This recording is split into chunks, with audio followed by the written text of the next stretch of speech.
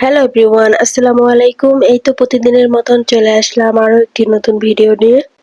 অনেকদিন বাবার বাড়ি থাকার পর আজকে হচ্ছে ঢাকা চলে যাইতেছি আর একদম ভোরে রওনা দিছি যাতে কোনো জ্যামে পড়তে না হয়। আর অনেক তাড়াতাড়ি রওনা দিয়েছি আর এদিকে এই যে বলতে না বলতেই ঢাকা চলে এসেছি। আর আস্তে আস্তে সকাল ৮টা বেজেছে আর এসে হচ্ছে খাওয়া দাওয়া শেষ করে অনেকক্ষণ রেস্ট করেছি। এরপর হচ্ছে দুপুরে রান্না বান্না শুরু করে দিয়েছি। আর দুপুরে হচ্ছে এখানে ভাত বসাইছি আর মসুরি ডাল পাতুরি বসাইছি। আজকে একদম সিম্পল রান্না-বান্না করব। আজকে আর বেশি কিছু রান্না করব না। আর গরুর মাংস তরকারি রান্না করাই ছিল। আর এদিকে হচ্ছে একটা পাতুরি করে নিতেছি। এখানে আলু দিয়ে, ডাঁটা দিয়ে, কাঁঠাল দানা দিয়ে পাতুরি। আর এদিকে তো ডালটা হয়ে গেছে। এরপর আর কোনো ভিডিও করা হয় নাই। অনেকদিন পর যেহেতু ঢাকা আসছি এজন্য ভাল লাগে নাই। আজকে সারাদিনই অনেক খারাপ লাগছে। এজন্য আর আজকে কোনো ভিডিও করতে পারি নাই।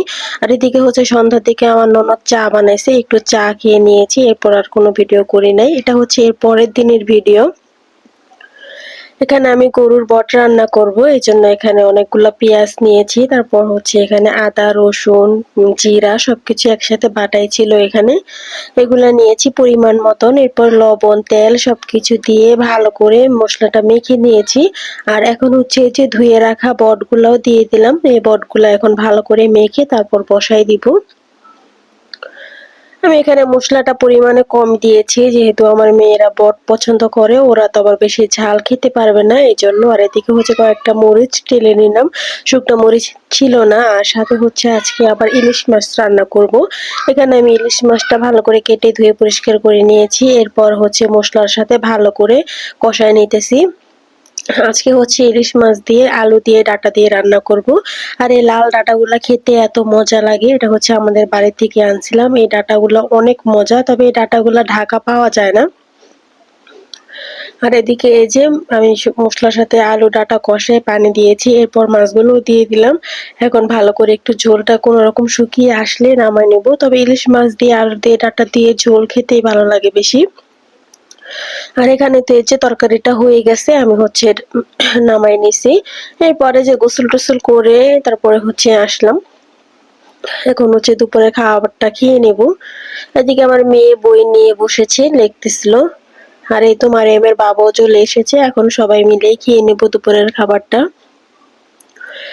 আর এই যে এখানে ইলিশ মাছের তরকারি ছিল, তারপর সাথে ছিল বট। আর আমার কাছে ইলিশ মাছের তরকারিটা অনেক মজা লেগেছে আর অনেক ভালো লেগেছে খেতে। এরপর আমার শ্বশুরের জন্য এখানে খাবারটা বেড়ে দিলাম। মারিয়ামের বাবা যাওয়ার সময় দোকানে নিয়ে যাবে। এখানে শাক রান্না করেছিলাম, পাটের শাক। আর এই যে বট দিয়েছি, ইলিশ মাছের তরকারি দিয়েছি। আর এরপর ভাত দিয়ে দিব।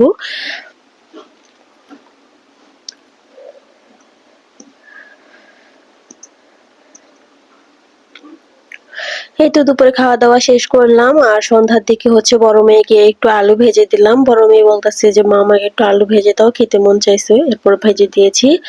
এরপর হচ্ছে যে এটা হচ্ছে এর পরের দিনের ভিডিও। মানে আমি ঢাকা আসার ২-৩ দিনের ভিডিও মানে ৩ দিনের ভিডিও মিলিয়ে একটা ভিডিও বানাইছি।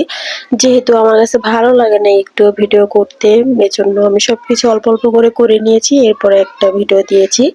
যাই হোক, এর পরদিন সকালবেলা হচ্ছে পোলাও ছিল। সেটাকে আমি খিচুড়ি রান্না করে নিতেছি। রাত্রে পোলাও রান্না করেছিলাম আর সেটা বেঁচে গেছে। এরপর হচ্ছে সেটা দিয়ে আমি এখন খিচুড়ি রান্না করে নিতেছি আচার দিয়ে। আমের আচার দিয়ে আমি এই খিচুড়িটা রান্না করেছি। খুবই মজা হয়েছিল। আর এদিকে ডাল বসাইছি। প্রতিদিনই ডাল রান্না করতে হয় আমার মেয়েদের জন্য। আর ছোট মেয়ের জন্য একটা ডিম সিদ্ধ করে নিলাম। আর এখানে হচ্ছে এই যে আমার খিচুড়িটা কিন্তু হয়ে গেছে। এখন সকালের নাস্তাটা করে নেব। আর এই খিচুড়িটা কিন্তু অনেক মজা লাগে খেতে। আমি এই প্রায় সময় যখন পোলাও রান্না করি, পোলাও থেকে যায় তখন আমি ওইটা এভাবে রান্না করে নিই। অনেক মজা হয় খেতে। আর সাথে যদি কোনো মাংস রান্না করা থাকে সেটাও আমি সাথে দিয়ে দিই, তাহলে টেস্টটা আরো দ্বিগুণ বেড়ে যায়। এখানে তো বট রান্না করা ছিল, কালকে তো আমি বট রান্না করেছিলাম। সেই খিচুড়ির মধ্যেই আমি অনেকগুলা বট দিয়েছি। খেতেও অনেক ভালো লেগেছে। আর এখন হচ্ছে সবাই মিলে সকালের নাস্তাটা করে নিব।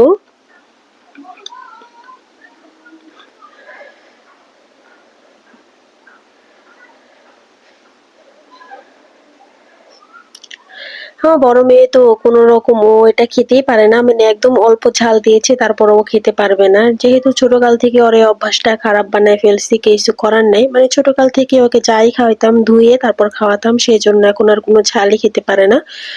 এরপর হচ্ছে এই যে দুপুরের আর কোনো ভিডিও করতে পারি নাই। এটা হচ্ছে সন্ধ্যার দিকে আমার ননদ চা বানাইছে। এটা হচ্ছে ক্যারামেল চা। এজন্য কালারটা এত সুন্দর এসেছে আর টেস্টটা একটু অন্যরকম লেগেছে। যাই হোক আমরা দুজন মিলে চা খেয়ে নিলাম। সাথে ছিল ভূতের ছবি, মানে ভূতের কার্টুন।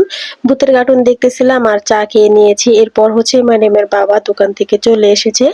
তাকে আবার আম কেটে দিলাম। সে আবার যেভাবে আম কাটা অনেক পছন্দ করে। যাই হোক এরপর হচ্ছে এই যে আমার মেয়ে, আমার বড় মেয়ে, মাশাআল্লাহ আমার মেয়ের এই অভ্যাসটা অনেক ভালো। তবে ছোটকাল থেকে যেমন অভ্যাস করবে বাচ্চারা ঠিক তেমনই হবে। আমার মেয়েকে যখনই যে টাকা দিত না কেন ও সবসময় টাকা ব্যাংকে মানে রেখে দিত। ওর কাছে ভালো লাগে, ওর কাছে উৎসাহ লাগে। এই যে এখানে ওর বাবা ১,০০০ টাকা দিয়েছে, সেই টাকাটাও ব্যাংকে রেখে দেবে। তারপর হচ্ছে যখন আমার মেয়ে প্রতিদিন স্কুলে যাইতো, ওর দাদা হচ্ছে ওকে প্রতিদিন ৫০ টাকা করে দেয়। ও ১০-২০ টাকা খাইতো আর বাকি টাকা হচ্ছে ব্যাংকে রেখে দেয়। মাশাআল্লাহ। আসলে বাচ্চাদের এই অভ্যাসটাই অনেক ভালো। ছোটকাল থেকে যেমন শিখাবে ঠিক বাচ্চারা তেমনই হয়। আসলে এই সঞ্চয় করাটা আমার কাছে অনেক ভালো লাগে পার্সোনালি। সঞ্চয় দেখা গেছে অল্প, অল্প করে করতে, করতে একসময় অনেক বড় কিছু অ্যামাউন্ট হয়ে যায়। এই যে আমার ছোট মেয়ে মাশাআল্লাহ, আমার ছোট মেয়েও বড় বোনের দেখাদেখি ও টাকা মানে রাখতে চায় ব্যাংকে। এরপর হচ্ছে কয়েকদিন ব্যাংকে টাকা রাখার পর অবশেষে ব্যাংকটা ভেঙে ফেলছে আমার মেয়ে। বলছে, "আম্মু আমার ব্যাংকটা তুমি ভেঙে দাও, দেখি কত টাকা হয়েছে।" মানে ওরা ব্যাংকে টাকা যেমন রাখতেও চায় আবার মানে ভাঙার জন্য পাগল হয়ে যায়। মানে একটা আগ্রহ জাগে যে এত টাকা রাখতেছি কত হইছে। তারপর আমি ভাবলাম যে থাক মেয়েকে ব্যাংকটা ভেঙে দেই, ও দেখুক ওর কাছেও ভালো লাগবে। এরপর হচ্ছে যে ব্যাংকটা ভেঙে দিছি, মাশাআল্লাহ অনেক টাকাই হয়েছে। তবে খুচরা টাকা বেশি ছিল কারণ ও তো প্রতিদিন স্কুলে যায়, ও দাদা ওকে ৫০ টাকা নোট দেয়, সেটাই যতটুক খায় তারপর বাকিটুকু রেখে দেয়, সেজন্য খুচরা টাকাটাই বেশি হয়েছে।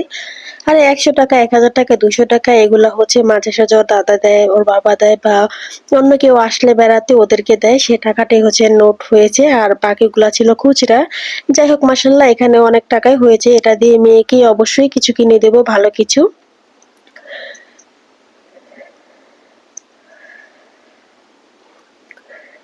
আমার মেয়ে হচ্ছে এখানে টাকাগুলা গুনতেছিল, আমিও সাথে গুনতেছিলাম, আমার শাশুড়িও সাথে ছিল। সবাই মিলে এখন টাকাটা গুনে নিতেছি। আমার মেয়ে তো পুরাই খুশি, মনে, মনে অনেক মানে আনন্দ পাইতেছে। আমিও চাইছিলাম যে আমার মেয়েকে আমি এরকম করেই উৎসাহ দিব। যাই হোক আজকের ভিডিওটা কেমন লাগলো অবশ্যই লাইক, কমেন্ট করে জানাবেন। আল্লাহ হাফেজ।